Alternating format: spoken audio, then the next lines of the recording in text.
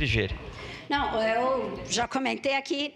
Primeiro, eu acho que os colegas têm que começar a ler os projetos, ler as exposições de motivo e ouvir minimamente quem está falando. Porque eu usei mais de 1 minuto para justificar por quê da necessidade de ser votado hoje. Tem colega aqui que não ouve, fica fazendo qualquer outra coisa na sessão e depois fala sem prestar a mínima... Como diz o vereador D'Ambrosio, falei instantes antes. Outra coisa, depois os vagabundos estão aí na rua roubando, morando na rua, porque não tem trabalho, porque não tem emprego, porque não tem alternativa de estudo, aí é fácil ir lá criticar o cara que está na rua. Mas quando se busca, através de política pública, alternativa para trabalhar, as pessoas são contra. Está dito na exposição de motivos que são cargos que brasileiros não querem, não estão se propondo a participar.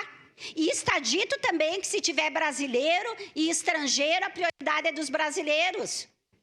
Aí a gente vai para os outros países, vamos ver o que os brasileiros estão fazendo. Eu tenho uma amiga minha que está quase 40 anos na Itália e ela trabalha, ganha e investe aqui, porque lá é pouco, mas está trabalhando como babá, essas coisas aí, porque os nacionais de lá não aceitam esses trabalhos.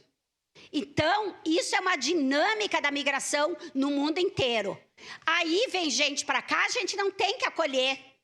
Sabe qual de nós aqui não teve alguém que veio de fora, ou um avô, um bisavô, que também era imigrante, que teve a oportunidade de trabalhar? É só conhecer um pouquinho da história, entender o que foi feito com os migrantes italianos aqui, quando tiveram a oportunidade de se localizar aqui. Quem é descendente de italiano?